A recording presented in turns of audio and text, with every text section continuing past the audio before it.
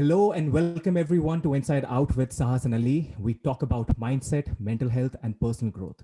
Today we have a very special guest, Catherine Crammer. She's a marketing expert running a very successful company, CC Experiences. Catherine is an entrepreneur at heart. She got her first taste of success working with her father at a very young age. And ever since, she has ventured out on her own. She has helped multiple businesses grow their brand through strategic and online and offline marketing. Other than being a very successful businesswoman, she's also a very beautiful person at heart. She radiates positivity and love. She genuinely wants to help others in every area of their lives. However, it wasn't always rainbows and sunshine. Catherine went through a very dark phase in her life, battling addiction and mental health. She had to fight her demons head on in order to come on to the top. Today, she is here to share her story and discuss the importance of mental health, and anything is possible if you truly believe it to be. Catherine, thank you so much for doing this today. Thank you for having me. That's such a beautiful intro. I'm tearing up. Well, this is all true. This is all you. And it actually gives us a lot of courage also at the same time because for the reason that you are standing up and you are the live example, like if adversities, you cannot control the adversities in your life. You cannot really, make change how life what right life hits at you, but what you actually do with those adversities is actually what you become. And what you have become, I think it's really really incredible. And if you could just give me a little information about like how was your upbringing, like how what got you till this place where you are at right now. I love that. And it's so true. I just quickly want to touch on what you first said, though, which is that you can't control the adversities that are thrown your way. And I love that because I hear so often people say, this isn't fair, right? Like it's not fair. And it's so true.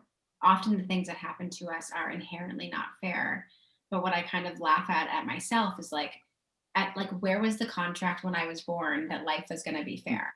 Like did Absolutely. I sign something that was like if you were a good person, good things will happen to you, and if you were a bad person, bad things will happen to you. Like there's no contract. Life is not fair, and I think going to your question, my life growing up was pretty wonderful. My family had some struggles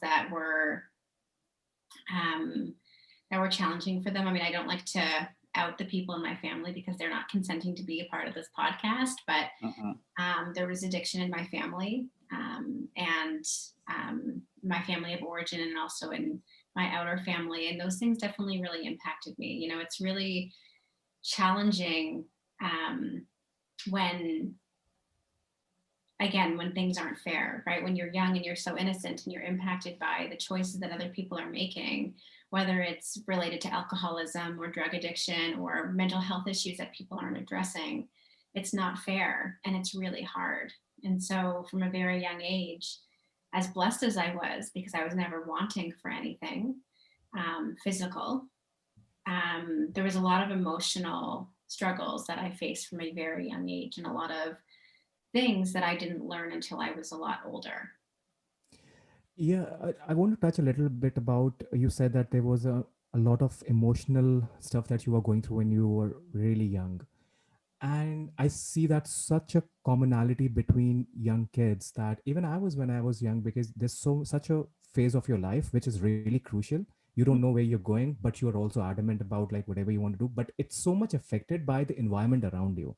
May that be outside environment, may that be your household environment. What was your environment like at that moment, which got you into that kind of a mental stress?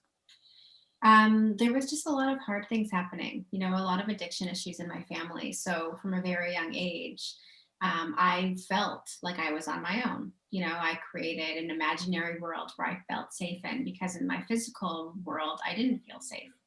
I, my boundaries were constantly like pushed, right? I felt uncomfortable in my own skin. I felt uncomfortable in my family. I felt as though my feelings and my needs were not being heard and were not therefore not being met. So from a young age, I just DIY'd it, right? Like Hmm. I was learning as I went, and I was Yeah.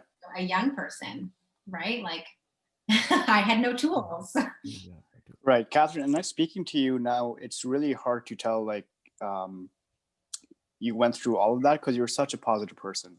I keep saying that every time I meet you or when we talk, is that you just radiate love and positivity, and I've never seen that with anyone. Um, Growing up, going through all of that, how did you manage to not be the victim and actually change the outlook you have on your world? Thank you, Ellie. That means a lot to me. I see this in my nephews and my nieces. Like the thing that's really beautiful about us is that, or about my nephews and nieces, and I think probably myself as well, is that like they really are born such unique individuals with such huge personalities.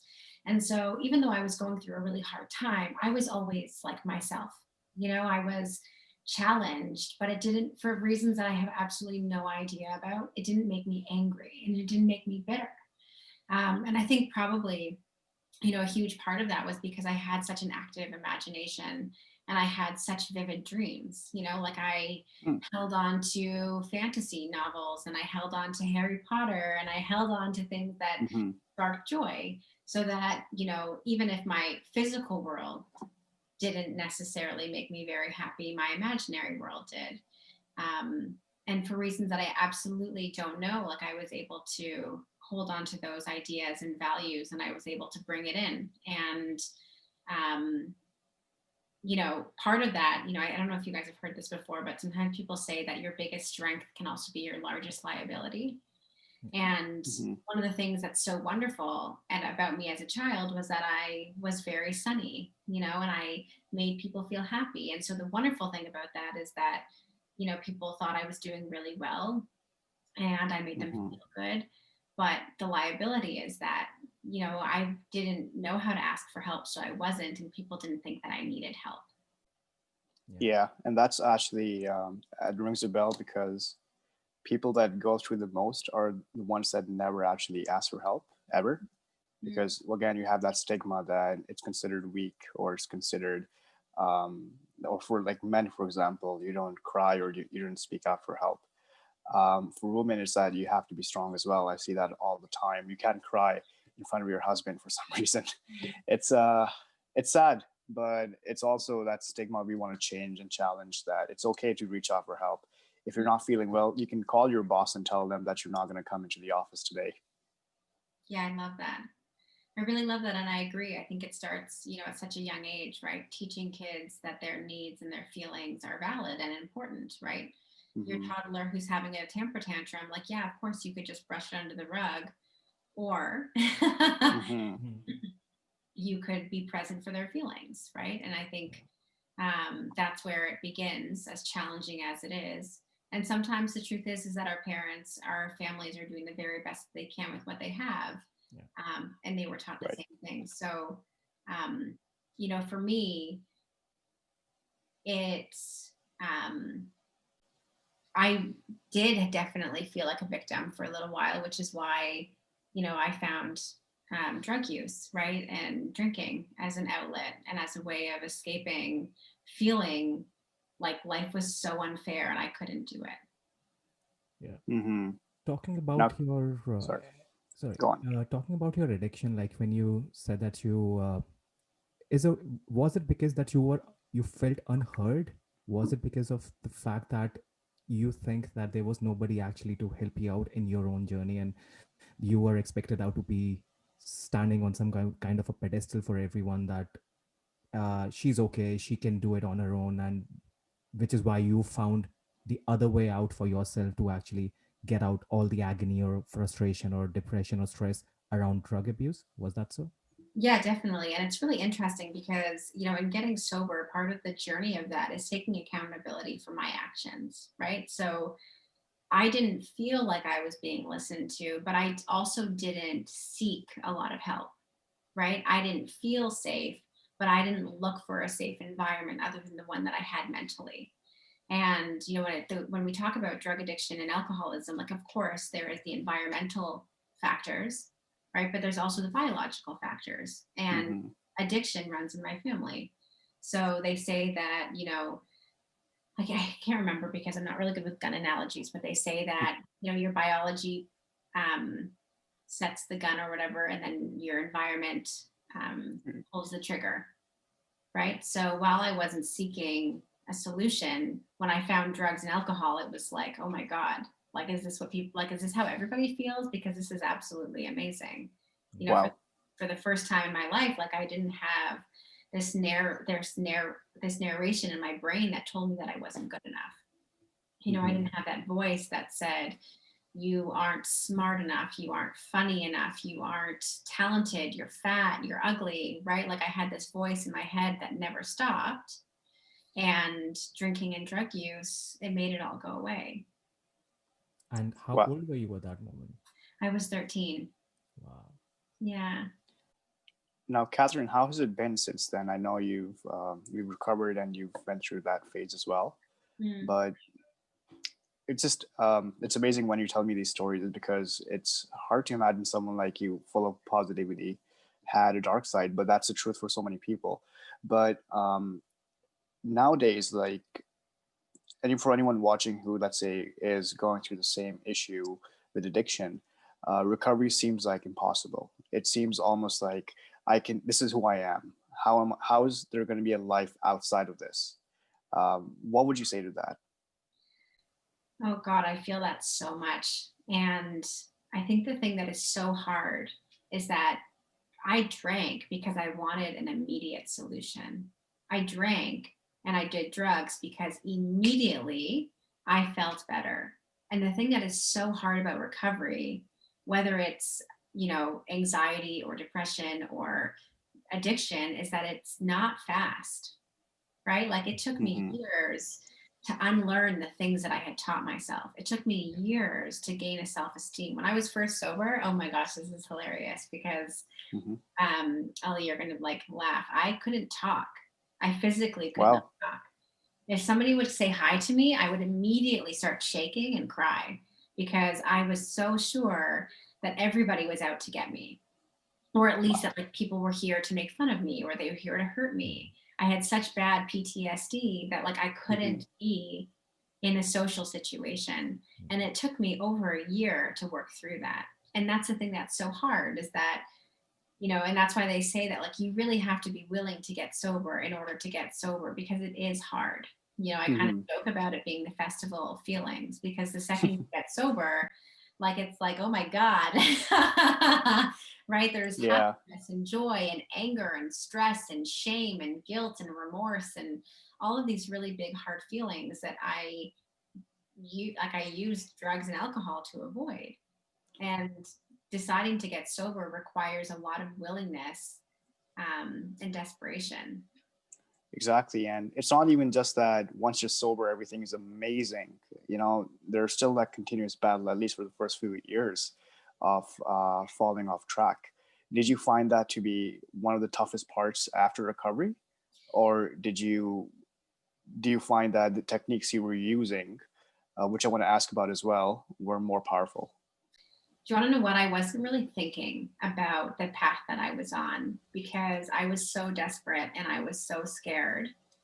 Um, and so I was just doing, like, I was just taking one step after the other. Sorry, can you see me? Yeah. Yep. Okay, my screen changed. Um, yeah, I was just taking one step after the other. I wasn't thinking about the path that I was on. I wasn't thinking about falling off the path. I wasn't thinking about 5-year plans. I was just holding on to a hope that I could get sober. And I would not have been able to do it if I hadn't surrounded myself with a community of people who were so inspiring and so incredible. Um, Mm-hmm. I really attribute all of my success in business and in life to having mentors, to having people who have unconditional and unwavering love for you. Um, and that was something, I'm not saying that my family doesn't love me a lot, but those feelings of community is something that I was missing my whole life. Yeah. Yeah. Even I totally resonate with that because you cannot expect everything your family should learn about you, and you cannot expect them to know everything about you inside out in that way, because at the end of the day they're also work in progress. They've done whatever the best that they could do in whatever learnings that they had from their people, from their surroundings, and they did it. But they don't realize sometimes that the kind of impact, the kind of what kind of person are they creating, who is around them, and how is their life going to change altogether.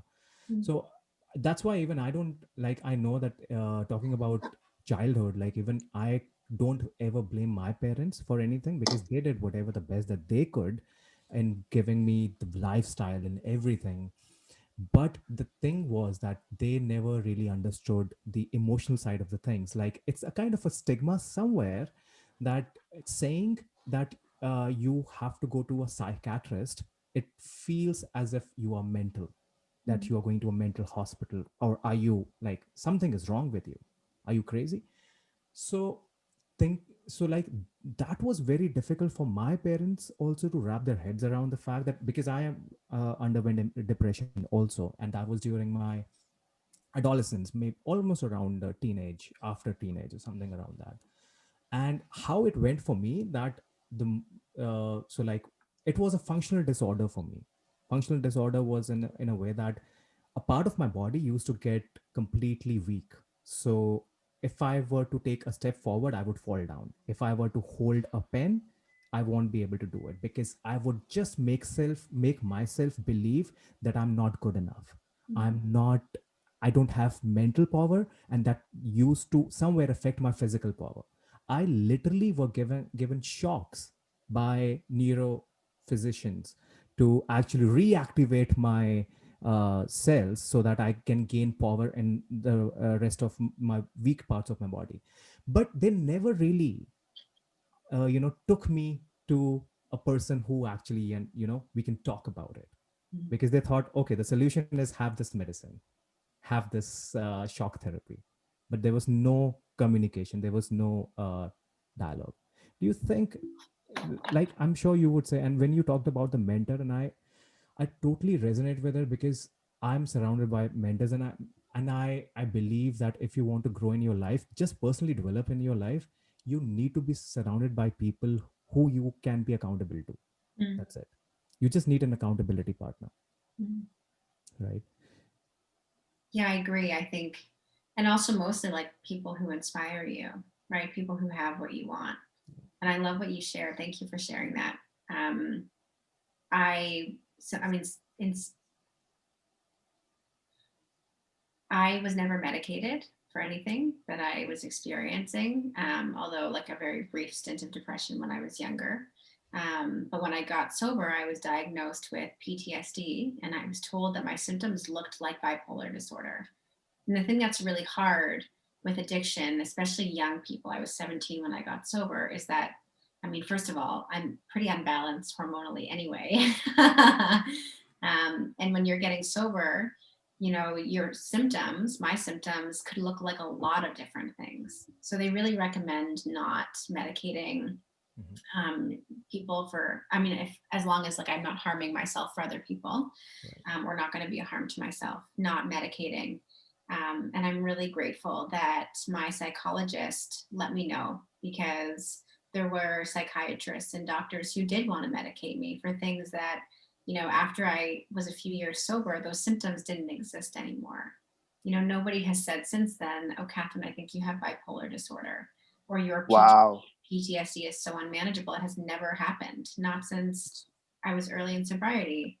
And I'm really Hmm. grateful that I had an incredible psychologist, because I could potentially still be on medication, without Exactly. exactly what you said, without talking about it. Yeah. Wow. It's amazing. I honestly believe humans have insane capacity to recover, adapt, and grow. And you're that example, because everywhere I look, it's the same like tone. Oh, just take a pill. Take this for a few months, you'll be fine. Try an antidepressant. But there's never any talk about, hey, have you tried talk therapy? Hey, have you tried changing your lifestyle or your behavior? I agree. Everyone wants a quick fix, especially in our corporate society, because you want to get back to work, you want to be normal. But I find that in long term, that is so detrimental. Like I see people who are still on medication for 20 years and haven't changed anything. They just feel normal now. And that's the scary part. Yeah, and the thing that is really hard though is that there's a spectrum, right? Like some people really do need to be medicated because their symptoms are so severe, or like they would harm themselves if they didn't have the Hmm. reprieve that medication provides. And there's so much science to support that. But in something like depression, they do suggest pairing medication with therapy, right? Hmm. And it's so hard because how do you know the difference, right? Like my symptoms when I was 17, if I hadn't just pushed through with my psychologist, like, but who knows, right? Like it has gone Right. both ways for people, right? That's why the suicide rate is so high. And it's just awful. And it's such a tough place because it's not like having a cold where the symptoms are clear, right? Like you're Exactly. Hmm. sneezing, your nose is runny, you feel weak, you need to rest. Like mental health is so huge. Yeah. Right. And there's still yet to be, there's a lot to discover more about it. Like, scientists are still not sure what causes depression. They have assumptions. It's genetic, it's environmental, but there's no pinpoint cause yet. And they're not even sure exactly how certain medications work. They know that, oh, this has a certain reaction. Let's just try it out to relieve symptoms. So I still feel it's a very vague area that needs to be, well, lots more time and effort and money needs to be put in there for sure.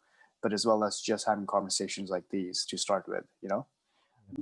Yeah, Sahas, I was wondering, like, are you comfortable? Are you medicated right now? For me, no. No. I was so when I had those kind of so when I was given those shock therapies and all that stuff, when I would say I was a kid, then I was on the medication, antidepressants and anxiety and all that for almost couple of years. But then it was just, what, in a way that it was just messing up with my brain, that, making me lazy, making me sleepy. I had to control my own life. I had to change my surroundings. I could not have just done it myself. So I had to change it. I had to do something. There has had to be one kind of an effort from my side, that this cannot be my environment. Mm. So what I started doing was that I started, putting myself into help for others. Like I joined Missionaries of Charity. That's a Mother Teresa's organization which help uh, uh, female. So I don't know, you know it or not about India, that there's so many cases of female infanticides, Mm. and especially a few things around uh, girl child and not having to be born. So, and it was such a tribal thing and such a back in the history kind of a thing, that it is not existent so much right now. But in the small areas, in the small villages, people still don't want to have somehow uh, girls. They want to have a boy. And Mother Teresa's foundation helped those girls to grow, educate them, give them housing, food, everything. And I associated myself with that, because there has to be something better, because I cannot be, what thing which was going inside my mind, that I cannot be a victim. There could be many things around me which are already like worse than what is happening to me. Then why don't I try to help them to uplift their situations? So I joined there. I started teaching them dance. That made me happy. That made them happy. And otherwise, I'm very bad at dancing, though. But I would just do it because that would bring a smile on their face, and that would make me happy also at the same time. So I think that really helped me out to get out of it. And also, like, fitness got me discipline. So worked out uh, all of my life, like from 7-10 years I've been into fitness and everything. So that brought a lot of discipline. And I've been able to manage it. So right now, I'm not saying that depression is just kind of a stress things comes in, but the thing is that you will never know that you are into a depression Mm. for a very long time, until Exactly. that's the Yeah. scary part of it. And I see people around me, even if I say, if I know that the other person has a bit of a symptom of depressions, he or she is going to say, no, no, I don't have depression. So it's like, It's like not believing. So basically, what I'm trying to say is that acknowledgement is really important. Acknowledging your plight, acknowledging the fact that you need to change something around you is really, really important. Yeah. Yeah, and I love that too, because recovery isn't linear. Recovery isn't like, oh my God, I'm sober. I've been sober for 13 years. Like, wow, right? Like it's all Hmm. done.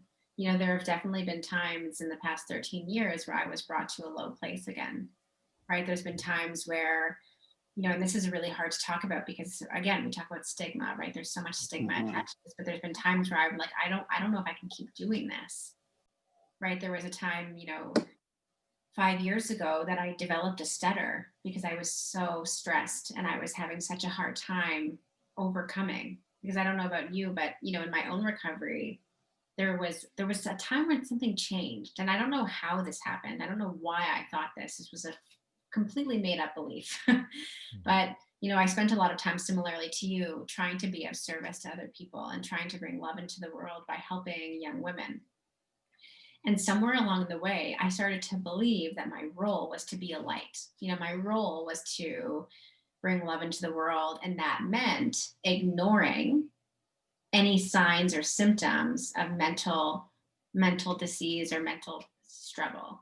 And so I started like lying constantly. How are you doing? I'm doing great. Right.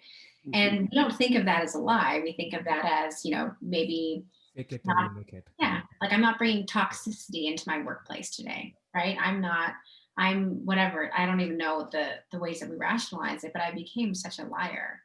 And as a result of that, I started to really struggle again because I was carrying it all myself. And I thought that I had to. I thought that when you're 6 or 7 years sober, you're supposed to be successful, right? Like it's supposed to look like this. You're supposed to be happy. Hmm. You're supposed to be joyful.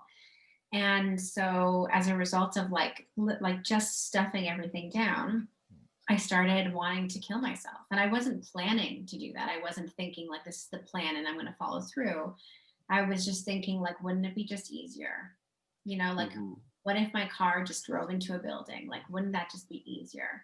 Absolutely. And I started stuttering so severely that I had a hard time just talking in any capacity.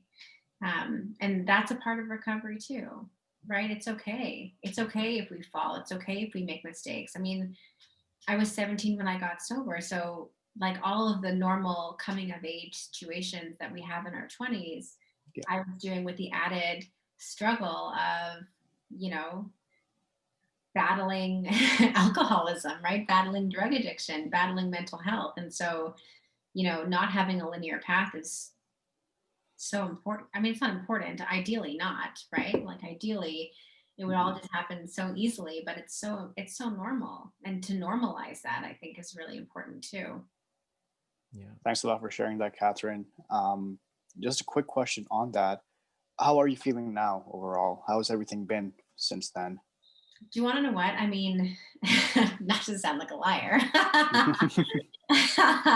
but Yeah. truthfully, I feel great. And one of the reasons Yeah. for that is like this morning, I was not, right? This morning, there's something happening at my work. There's something happening with a partner that I work with.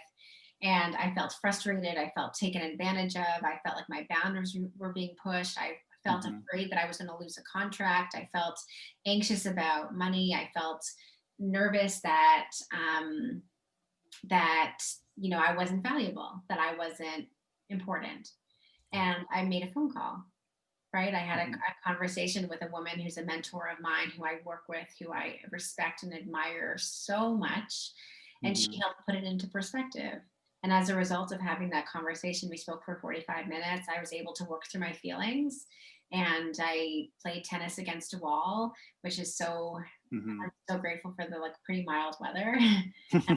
I came home and I made breakfast for Omar and I got to join you too on a podcast. So, I feel great right now. And a Right. huge part of that is making sure that I take care of the feelings as they arise, you know?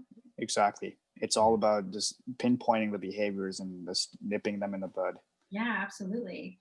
And it's such a missed opportunity not to, right? Sometimes we think, but I just wanted to have a good Sunday, so I'm going to sweep this under the rug. And Exactly. And it's like, actually, what we're afraid of, we need to lean into. You're afraid of ruining your Sunday. Your fear is not precedented. There's no facts for that, right? Hmm. There's nothing to support your fear that this is going to ruin your entire day. So instead, like leaning into the thing that I don't want to do because I'm afraid of it has proven to me to always be effective. Exactly. You brought a very good fact into the picture, that it just tells you that there's no perfect picture, Mm-hmm. right? Like there are struggles every single day. You're going to fight around it, or you can dance around it. If you fight Mhm. it, you're not going to actually win all the battle every time. If you dance around it, you can. And the dance around is with just acknowledging it, absorbing it, and calling it out. Mm-hmm. That is what your resistance wants, right? That doesn't want. Mhm. Resistance is actually your lizard brain, which says that you're not good enough. You should not cross that road. You will be killed. You should not do this and do that. And it's really strong voice. Just calling it out and saying, you know what, I know what kind of a person are you from inside, and I'm acknowledging it, and I'm not going to react because that's what you were asking me from. Mm-hmm. So I think that's really powerful, and we are all struggling with that. Like even like you said that you had some talks with your partner and business thing. I was just having the same thing in the morning, and there was some client delays, like something was not right on the timeline and everything. Yeah, but then again, I just go back and ask myself, is it how is it going to change my life? Is this stress that I'm taking, how bad is it going to be? Am I going to lose my life with it? Or the worst, what is the worst that can happen? Is it like really to be anxious about? Then I call that resistance brain out and say, I know it's you. I know it's you who is talking into my brain. So I'm not going to do anything about it. I'm just going to get on this podcast, have some great conversation, and go along with my life. So I think, yeah, I love that. yeah. Also, one thing I think it's really important to talk about around this lockdown period. I was just reading the stats from London in the UK. Just in England, there have been more than half a million of deaths just because of the lockdown, not because of the Mhm. COVID, but because of the lockdown. And the rate of suicide are 20 years higher than what it was 20 years before. And I think it's not, do you think at this point of time, even if we are talking about the vaccine, we are talking about lockdown safety, giving taking health precautions and everything, somewhere mental health is given the second row on the like audience seat? Well, I guess the first thing is that I really try not to have opinions about things that I'm not an expert in. And so, I appreciate the lockdown because it makes me feel safe, Mhm. and it keeps my parents safe. And that's really important to me. But I do know that even in Toronto, right, suicide rates, you're right, have like 20 times higher than they were this time last year. I think the numbers are similar. Overdoses have increased exponentially. Mhm. Depression, like it's all been really hard for a lot of people. And I don't know about you, but about you both. But one of the things that I think has been raised is some of the ways that we failed as a community, and not just in terms of racism, and not just in terms of the way that we approach um, things like COVID or SARS, but the way that we approach mental health issues, right? Mhm. It has become very, very abundantly clear that we have a lot of people who are really struggling to support their families, Yeah. right? And why do we expect parents to not only be teachers, but to be the mental health workers, to be the therapists, to be the Mhm. points of support for their children or for their teenagers, while they're also working full time and they also have their own things, right? Like, why is therapy so freaking expensive? Exactly. Why are child psychologists not more active, right? Why are there not more of them? Why, like, in what, again, right, things aren't fair, things happen to families without any rhyme or reason. So why are Yeah. parents the main point of psychological health and growth for children? Like, that's not realistic. That's like expecting your boyfriend to manage your therapy. It's All crazy. right. right? It's crazy when you Right. think about it for adults, but we think, well, you decided to have kids, so it's on Hmm. you now. And I think and I'm not at all saying that this is a positive part of the pandemic, because it is absolutely not. Yeah. But I think that when we talk about moving into, regular life again, I think that this is one of those things that we hope never go back to normal, right? Like, if this past 9 months has shown us anything, it is that we need to work together and we need to support each other. And we don't support each other by, systematically dehumanizing and criminalizing each other. We support each other by getting each other the help and the support and giving each other compassion and empathy, Right. um, along the way. At least that's what I've noticed, and I hope it's something that we bring into the rest of 2021, even with vaccines. Yeah, agreed. It just boggles my mind. It's the 21st century, and these are the conversations you still can't bring up. I mean, Right. it's Well, crazy.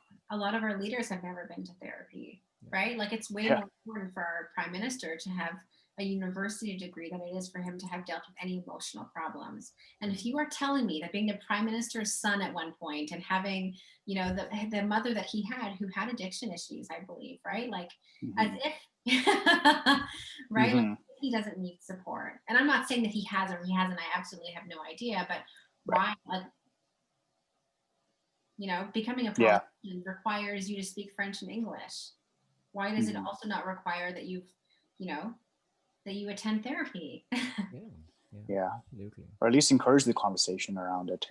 Like, I agree. There's a massive shortage right now with mental health workers, and you try to get into, like, for example, there are community-based therapies that are offered for free, but the wait list can take months. Mhm. What's the point then? It's a lot more money needs to be invested, definitely, in mental health, as they have invested in physical, and obviously COVID with whatever's happening. Yeah, and I mean that's one of the conversations that I think gets has been really challenging when we talk about like defunding the police. And I think as a tagline that it's become so popular. But one of the things that people who are against that is what they're forgetting is that defunding the police doesn't mean eradicating the police. It means let's also spend some of those billions. Like, there's so much money being spent on one segment. Why not spend that? Why not give some of that to social workers so that we can, Exactly. right? Like, social workers are fantastic. And you're right. I mean, there was a wait list I was on maybe again 5 6 years ago when I was really struggling, because at the time I wasn't making a lot of money. I had just graduated from university. hmm And so I couldn't afford therapy, right? I couldn't afford a psychologist or like $100 an hour therapist. So I was on a wait list for a CBT program, and I still haven't gotten a phone call about it, by the Wow, that's way. crazy. Wow, Yeah, so that's insane. It's the reality. It's not crazy. I would say now it's the reality that this is the kind of a world. That's why I said that mental health, because the leaders are somewhere down the line, somewhere someone who thinks that this is not a priority. Somewhere some people are not taking action, thinking that we have to make more human connection. Like whatever we're doing right now, I think it's not an interview, it's not a podcast, it's just sharing of ideas and just getting it out there. Whatever you are saying, Catherine, it's helping me out. I hope that whatever I say, it help you out, helps Ali out also in your life. And but the worst part is not speaking, and mm, you have to encourage speaking.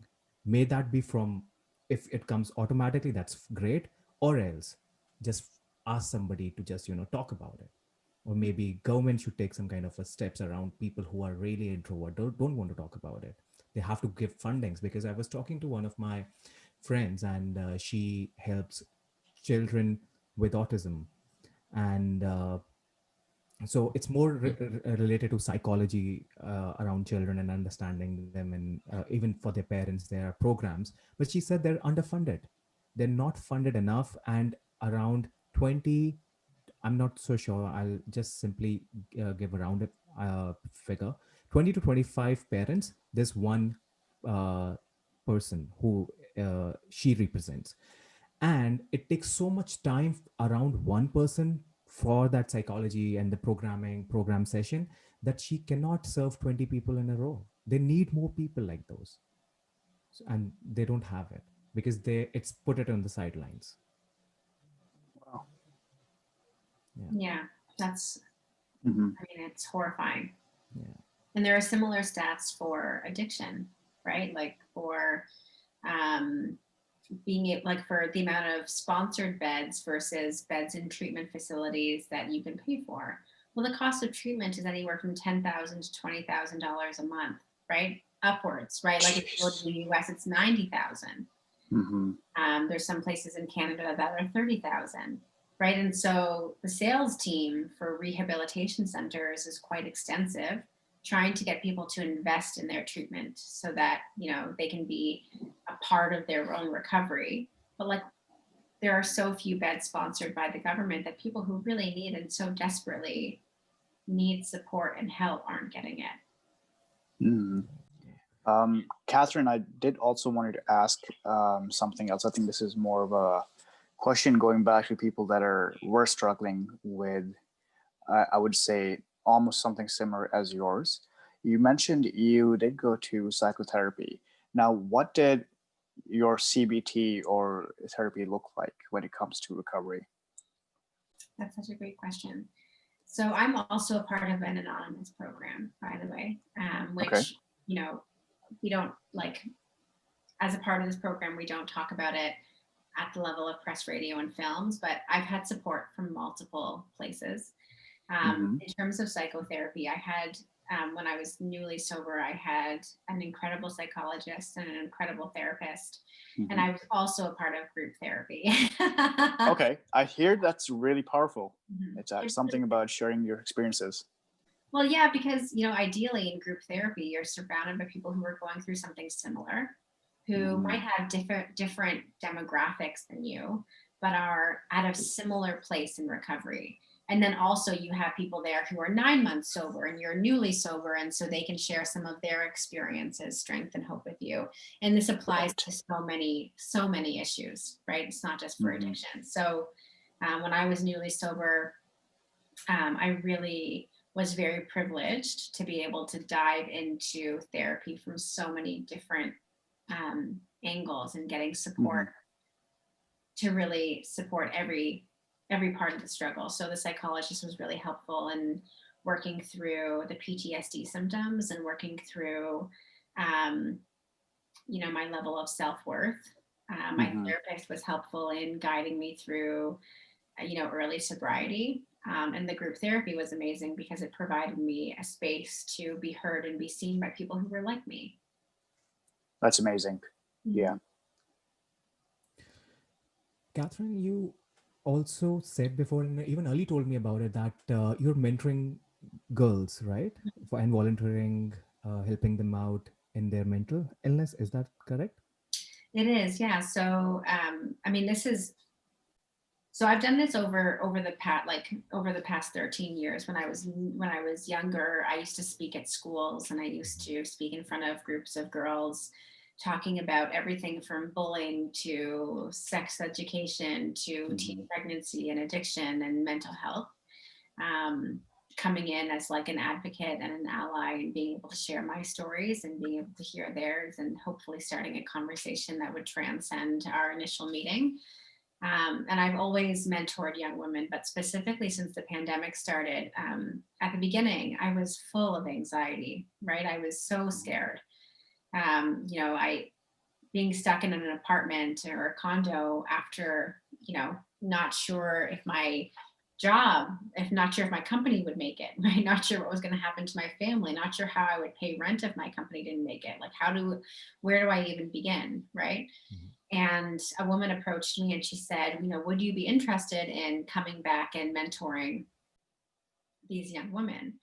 And I mean, I jumped at the opportunity because similarly to what you said, I know that the secret to my success is not just having mentors, but it's giving back, right? It's Hmm. how can I bring love into the world, right? How can I support our communities? Not thinking about myself is is huge, Yeah. right? And Hmm. so I knew when she asked me, I jumped and said, absolutely, because there are so many people, as we've already discussed, who are struggling so much with mental health and addiction and who are so alone. Yeah. right? And who don't have a solution, right? And how selfish would it be, somebody who has a solution, not to jump at an opportunity to be of service to people who are struggling? Yep. So um, things have shifted a little bit, but at the beginning, I was doing, for the first 8 months, I was doing it twice a week. And it really, exactly what you said, right? Like, we don't do it to make ourselves feel better, but that is the effect, right? That's the impact. And then not only does it make you feel better because you have a moment of reprieve from obsessing about our own lives and our own fears, but we create really beautiful lasting relationships, right? And we create connections. And I think that the thing that is really cool about taking care of our mental health and being of service is that the inadvertent effects are so positive in every area, right? Like taking care of my mental health has made me a better business owner. It's made me a better friend. It's made me a better partner. It's made me a better employee. It's made me better at my taxes. Like it just, it's not that it teaches me about taxes, but it provides me the mental space to do things that are scary. And taxes are scary. Yeah. At least for me. I don't know, but I mean, I don't know about you, Sahas, but I know Ollie is very analytical. Uh-huh. Money and numbers give me heebie-jeebies. Like, I'm like, I gotta get out of this conversation. Yeah. And as a result of taking care of those things, like I don't run, Yeah. right? Like Mhm. I'm able to sit with discomfort. Mm. That's so important. You said that. It's so it means actually it says a lot about a person if they're actually able to sit with their discomfort and feelings for a bit. I get the idea of running away from your feelings. Mhm. We all want to do that, but just taking a few minutes and really acknowledging it. That's what my therapist told me. There are going to be days where you just want to pop a pill and go to sleep, but that's just training your amygdala or yourself to thinking that you're threatened and you need a way out, versus just acknowledging it and talking to yourself, your lizard brain, that this is okay, you can make through this.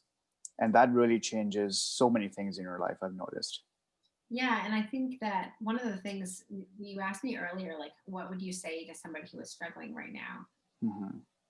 And I think the hardest thing is accepting that this is all practice, right? Like, you don't go Right. from zero to the Dalai Lama, right? Like, you don't, right? Like, it's not, again, it's not linear, it's not perfect, it's not Yeah. recovery in any form is not pretty, Right. right? Like, when you are ugly crying on a cold tile floor, like, there's no, that's Mm-hmm.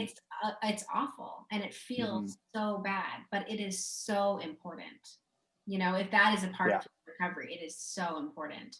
And sometimes I sit with my feelings, and sometimes I'm like, last night I wasn't feeling great because, like, preluding to the conversation I had today, I wanted to eat chocolate covered almonds and pretzels, and so I did. Nice. And like, Yeah. so, and there's nothing to be ashamed of, right? Like, if you Mm-hmm. fall, if you decide, John, know what, F it, today I am not going to sit in the discomfort, today I'm going to actively avoid it. I mean, there are consequences to it, Yeah. but it's okay. And I think that, one of the things that I always try to say to young women who are struggling is that, whether this lands or not, I have no idea, but like, Olympians don't get to the Olympics after one practice, right? Like, Mm-hmm. they have been training since they were 2. Yeah. Right? True. They've rolled their ankles, they've had bruises, they've had massage therapy and chiropractors, they've hurt their backs, they have spent years training their minds and their bodies, and they've had coaches in every single area. And sometimes they get to the Olympics and then they fall during the race, Yeah. right? Or they miss whatever, and they come 46th instead of their goal of coming second, and it's still Mm-hmm. okay, right? Like, it's Yeah. okay. And I think with mental health, like, we think once it's taken care of, it's all good. Yeah. It's a destination for some reason. Yeah, It's a journey, honestly.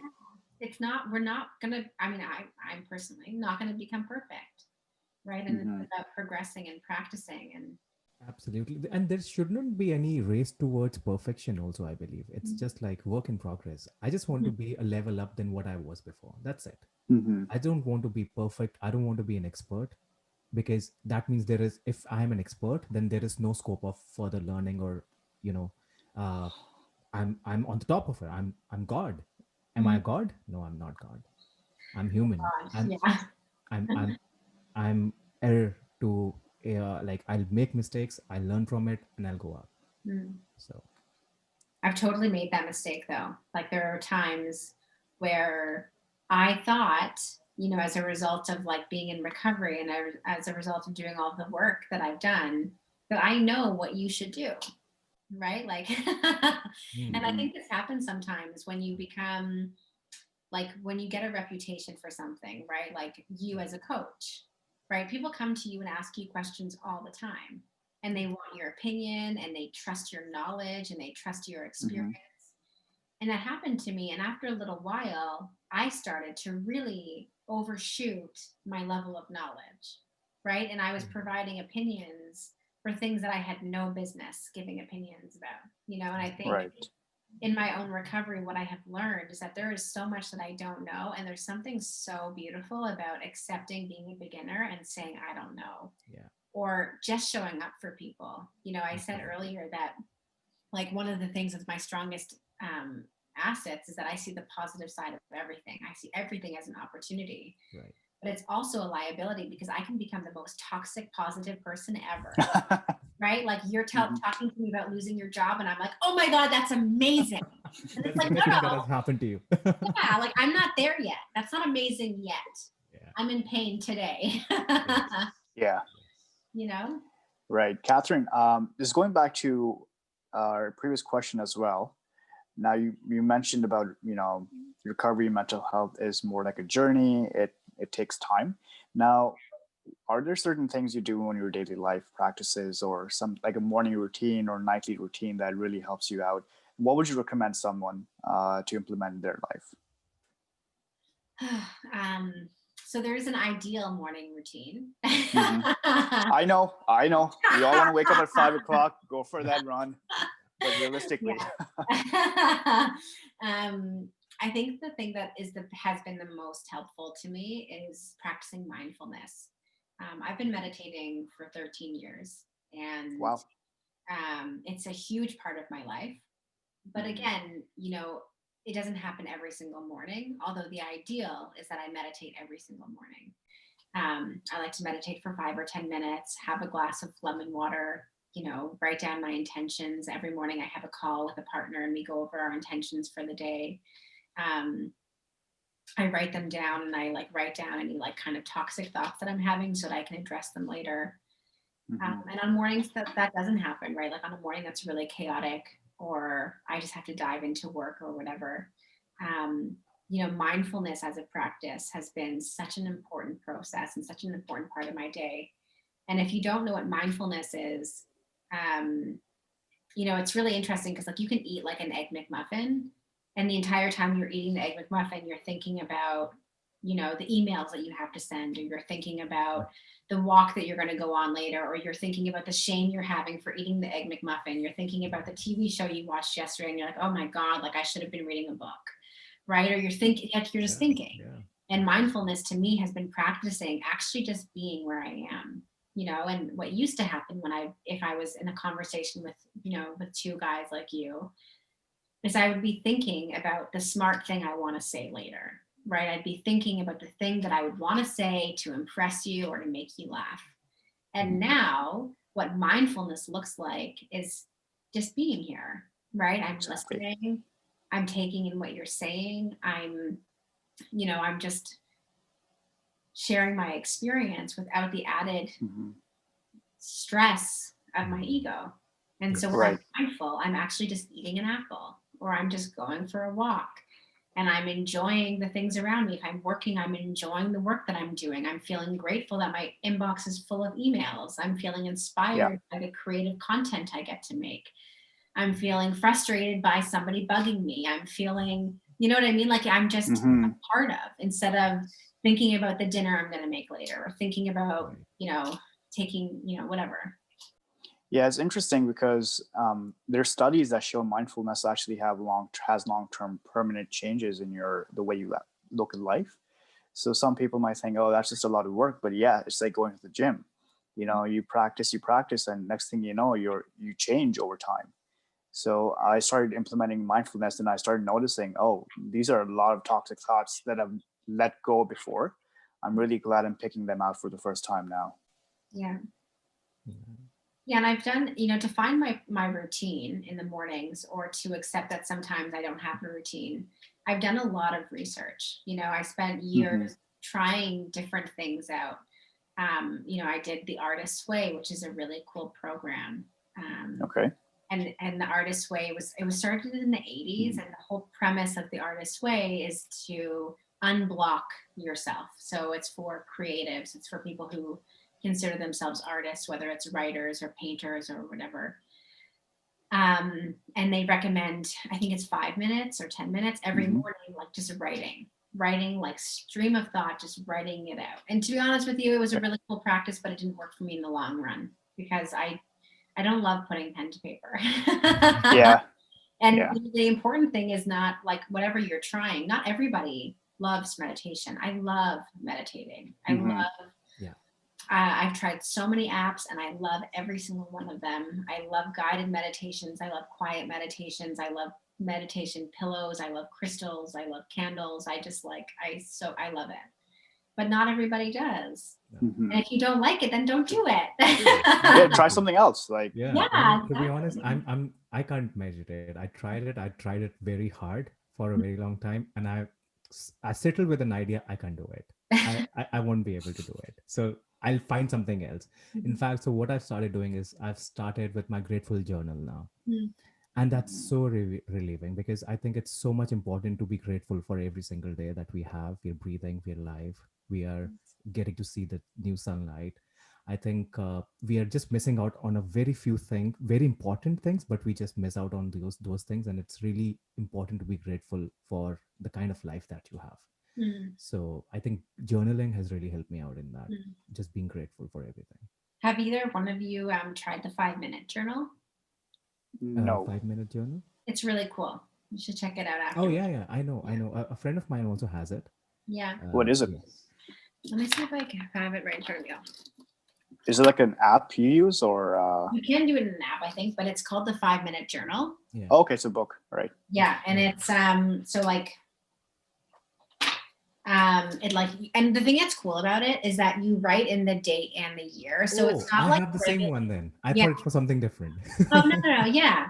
And I love it because, just say if you miss a day, like the thing that I Mm-hmm. hate about my agenda is if you miss a day, then you waste the whole page. But for the 5 minute journal, just say if like you fall off the wagon one day and you don't do it, you can start off right the next day and you don't waste any pages. And it has like an inspiring quote on it, and exactly what you said. It has 3 things that you're grateful for. Yes. What would make today great? A daily affirmation, and then at night you write 3 amazing things that happened today, and how could I have made today even better? And Right. it's like, yeah, Yeah. I love it. Yeah. Me too. And I think we didn't even realize the time has almost been 1 hour, and it was such Oh an wow, amazing that's crazy. uh, talk. And I think I really loved what you talked about mindfulness. I really resonated with it, and I think it's really powerful. Mm. And Ali, we really need to repurpose that part. Yeah, I I'm gonna have That's to watch really this really interview again, because there's some really good bits in there I very want very to fun. put up. Yeah. In fact, this is what I say to Ali also, that you know what, I don't know how many people are going to get affected by whatever we are doing, but I'm going to get evolved by this. I'm going to learn from Mm-hmm. anything, whatever we are going to do on this podcast. And I might not be the same person after a year from now. So the best thing that we could do is get people, have their stories shared, and learn from them, and just voice it out and acknowledge how things are. And just Yeah. we're all work in progress, and we know we've been there. I've been there, so it's okay. And it's just that you have to find courage, or find somebody with courage to be accountable with for you, Mm-hmm. and take the action. That's it. Yeah. Love that. Anyways, Catherine, thank you so much for doing this. And I really value your time and your patience, and for motivating and inspiring. And I think finding a discipline around whatever you do is really challenging for a lot of people. And I think uh, that is something really important. And we touched a little on that part also, which is why I'm really thankful for whatever you shared today. Exactly. Thank you. And I'm so grateful to have been able to be a part of this. I really appreciate it. Thank you. Thank you for being here. Thanks again for coming on, Catherine. And one last thing, if anyone wants to reach out to you for, let's say, a marketing or a coaching or whatever, what is the best way they can reach out to you? My email. Mm-hmm. Yeah, so Catherine at eventsbycc.com. Events by CC was my original business name, which I saw on GoDaddy. They had this really brilliant commercial, which was basically like, you know, we make sure our domains are flexible because in a year from now, you're going to want to change the name of your business. That's funny. I loved because it's so true for me. So my email, and I'll also share my social media because, I mean, social media is a huge part of my life. So I'm always online. Right. Yeah. I think we all are at this point now. Yeah. But yeah, thanks again for coming on, Catherine. It was amazing talking to you as always, you know, and this time really sharing value to anyone listening. I really appreciate it. Thank you guys so much. Thank you.